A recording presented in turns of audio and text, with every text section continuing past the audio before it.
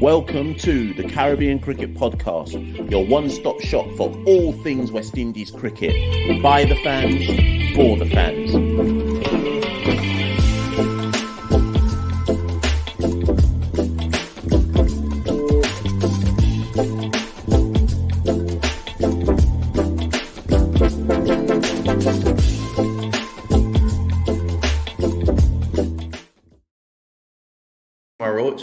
And I listen to the Caribbean Cricket Podcast. Indeed, you are, people. Listen to the Caribbean Cricket Podcast, and I'm your co-host, Machel St. Patrick Hewitt, back with another quick one, people. I haven't dropped a video in a minute, to be honest. It's been about 3 or 4 days since I last dropped a video looking at anything to do with the West Indies tour of South Africa.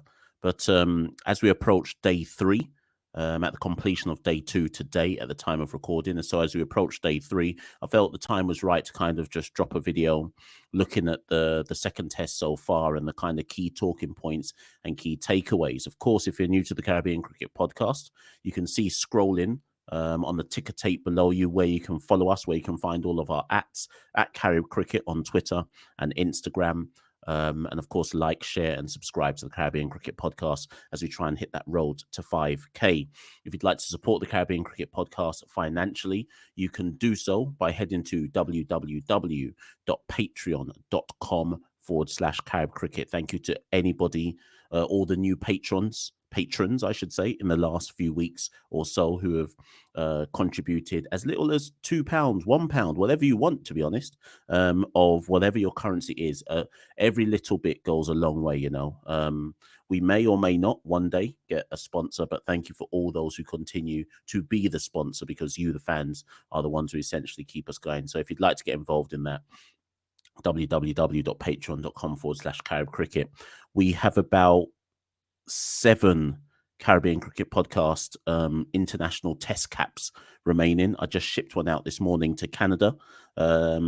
One has landed in Japan in the last few days as well. So we're worldwide. We're out here all over the world with the test caps that we've produced. So if you want one, head to our Twitter page. You can see the design on there. Head to our website, in fact, www.caribbeancricketpodcast.com, and you can see the merch on there as well. So if you're interested, get in the DMs, message us, email us, whatever it might be, and let me know. But let's get into it, people. It's a little quick video, like I say. We're 2 days into the test match.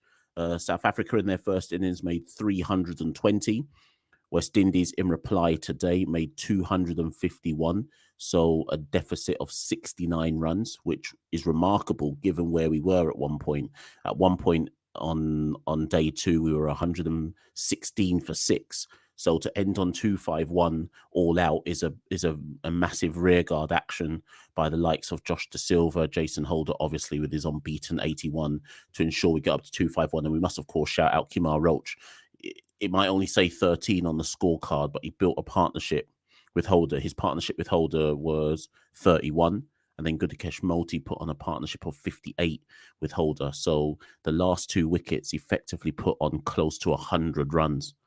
Oh, maybe 90 runs or so for the last 2 wickets. So a lot of shout out has to go to Kemar Roach, Gudakesh Motie, as well as obviously Jason Holder leading from the front with the bat. But I kind of looked at the first 2 days of the test match. As things stand right now, I should say that South Africa are 4 without loss.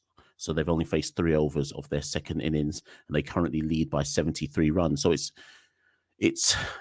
obviously South Africa on top. They lead by 73 runs. They haven't lost any second innings wickets yet, but I'd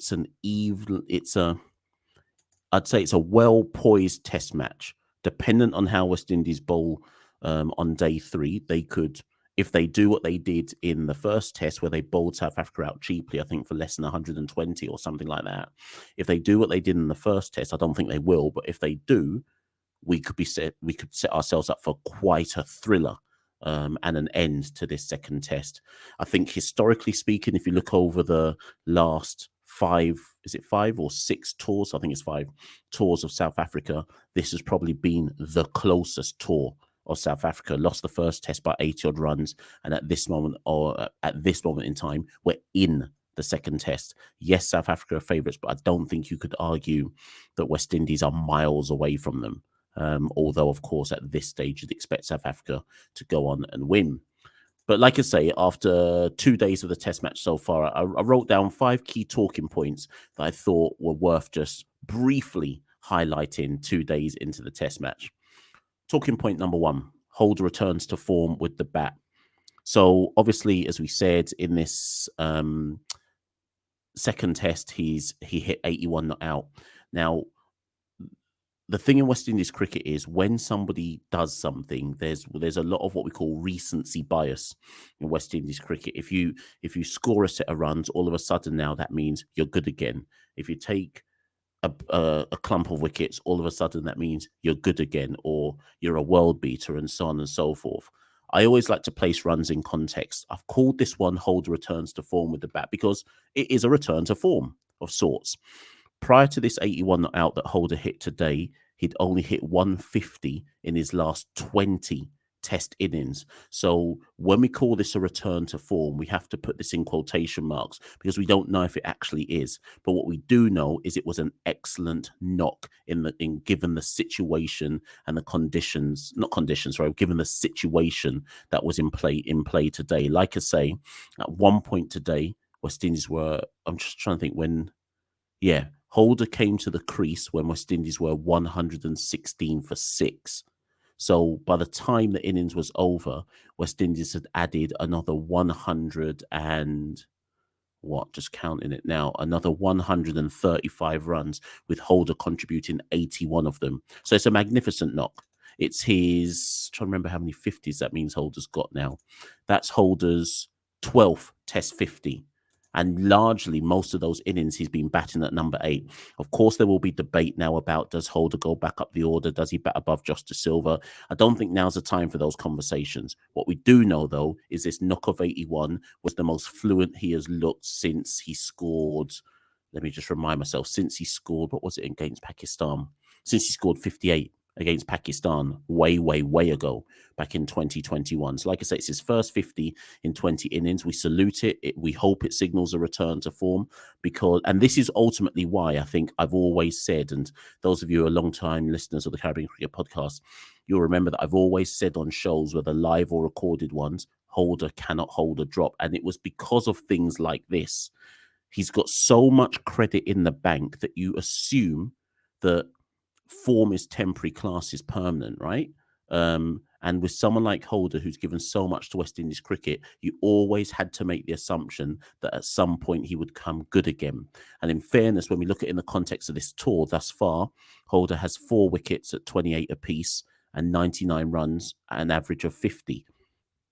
The numbers speak for themselves. Second talking point, Mayers continues to prove his worth with the ball. I don't know why I put question mark there. But then the second part of that issue is, where should he bat? If you follow the Caribbean Cricket Podcast on Twitter, at Carib Cricket, you'll know that I put up some stats at the end of the first test where I said that essentially since Mayers had debuted with the big double century in Bangladesh, back-to-back 50s at home versus Sri Lanka, he's only had 1 score above 50 since then, all the way back since March 2021. So Mayers is under pressure with the bat. He's basically been averaging 20. He's been averaging 23 for the last 2 years of Test cricket, but he's been averaging 19 with the ball in the same time period. So the second talking point to come out of this test is that Mayers continues to prove his worth with the ball.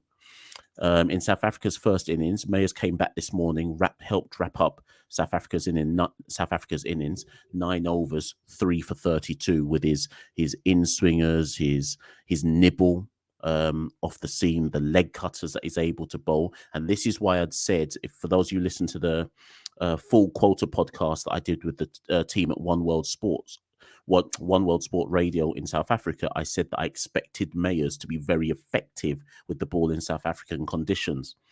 Thus far in this series, Mayers has taken 4 wickets at 14 apiece. This is why when you look at Mayers' numbers and you extrapolate them over the last 2 years, it's not a surprise that he's taken his wickets at an average of 19. He doesn't bowl as much as he possibly should do. So far in this test series, he's bowled 19 overs. To put them context to everybody else in the West Indies team, Alzari's bowled 46, Holder's bowled 38, Roach has bowled 44, Chaser's bowled 28, Mayers has bowled the same as Multi, 19 overs, and Multi's only just playing in the second test match. Multi didn't play in the first test. So there's an argument to say, do we underutilize Carl Mayers with the ball? Maybe we're managing his workload. I know in Australia, obviously, he had a bit of a shoulder injury, so maybe we're managing his workload. But either way, Mayers continues to prove his worth with the ball.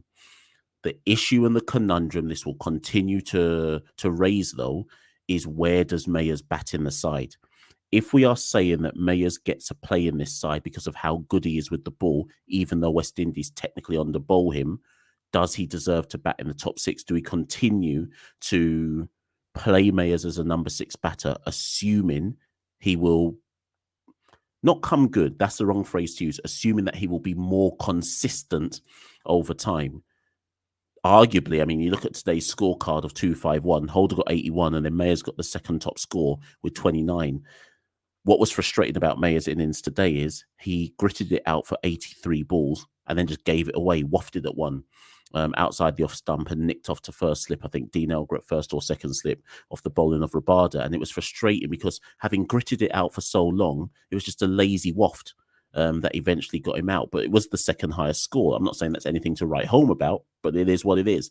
So the issue that continues to be raised here is, where does Mayers bat in the side going forward? It's you can't drop a guy like Mayers when he's so effective with the ball, but you can't bat him in the top six if he's not hitting 50s. I guess the counter argument to that is who is hitting 50s in the top six, which takes me to point three. Point three, can this West Indies team bat without a platform? Thus far in this series, we've had scores of, in the first test, I think we had scores of 215 or 212, sorry, and 169. And in this test, 251. Against Australia, in the first test, we made a big score relative to us of 333. And then I think something like 208 odd. And then in the second test, we got blown away. I think it's worth everybody going back and looking at West Indies test matches over the last 2 years. So South Africa, Zimbabwe, Australia, Bangladesh, England, who's before England, Sri Lanka, Pakistan, South Africa, who's before South Africa, probably Sri Lanka and Bangladesh again, right? And what I'd like everybody to do is go back and look at those tests, and every time we've won a test match, I want everybody to tell me, did we have a platform in those test matches? And if we had a platform, how many times was it because of Craig Brathwaite or Nkrumah Bonner?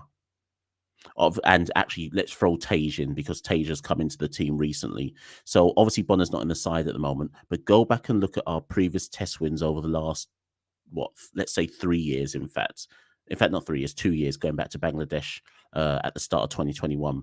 How many of those wins came about because Brathwaite, Bonner, and as of late, Tage set some kind of platform for the side to then go on and bat, which raises the question, and what this tour possibly highlighted is, can we bat without a significant platform from any one of the top three? Some people would say, Mash, no side can bat without a platform from the top three, but I disagree, because what I'm trying to call into kind of scrutiny here is, do we get enough of a contribution on a regular or consistent basis from our number 4, 5, 6, 7, 8? And if we don't, is that because we effectively cannot put up a significant total if we do not have a platform? That's not excusing numbers 4 to 8, because I think they should be contributing far more consistently. But is that where we are as a side? Do we need a platform to be able to go on and put imposing totals up? Point 4. This test match, I tweeted something earlier on in the day, on day 2, where I said, I put a poll up. Actually, let me go find I can't find it. That's too late to find it. But I put a poll up and I said about 200 people voted in it. And I said, is West Indies middle order weak? It was when we'd flopped to 116 for 6. After Mayers got out, I think. And I tweeted, is our middle order weak, or is South Africa's bowling strong? And I think both the first test and the second test has raised this issue for me. Is it that Reefer, Blackwood, Chase, Mayers even include De Silva and Holder in it. I guess they're not middle order, they're more lower order, but include them. Is it that our players are weak at the highest level when they play in conditions that they're unfamiliar with? Or is it that South Africa's bowling would cause a problem to most sides in general? I don't know where I lie on this. I know South Africa's middle order is weak, so I could, in fairness, flip the question to South Africa. Is it that South Africa's middle order is weak, or is our bowling strong? But I'm focusing on West Indies here, and I want people to get in the comments below and let me know. Is our middle order weak, or is South Africa's bowling strong? Most of you are going to reply and go, oh, Mash, it's a bit of both. But what I'm asking you is, which one is it more so? Is it that our middle order is weak and they just have weak techniques for the top level of international cricket? Or is it weak techniques for alien conditions? Or is it just as simple as South Africa's bowling is too strong for us? Love to know what people think. Get at me in the comments below. And then the final point that I'd just like people to consider: has this test series, and by proxy this test match as well, been about who wins the toss? As much as West Indies have been behind the 8 ball in both the first test and now in the second test, if we had, and it's all ifs and buts and this, that, and the other, and it's hard to make these arguments because we haven't faced the scenario. So of course, everyone can go, oh yeah, if we won the toss. But I am asking the question: if West Indies had won the toss, would we have a different scenario? Is it just that South Africa have been able to win these test matches because they've batted in the best conditions in both test matches?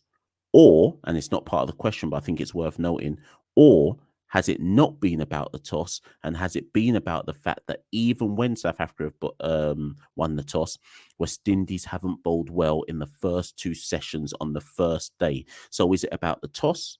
Is it about South Africa getting advantage of the best time to bat in the test match? Or is it that West Indies bowlers have taken too long to adapt to the right line and lengths at both Centurion and at Wanderers, taking too long to adapt to the right line and length to test the edge and test the technique of the South African batters? Just 5 key points I wanted to just raise thus far into the test match. Like I say, I haven't done too much content around this second test. Took a bit of a break, but 2 days into the test match, those are the top 5 questions and 5 key talking points I've got. Get at me in the comments below. Let me know what you think about all of those different points I've raised. Obviously, like, share, and subscribe.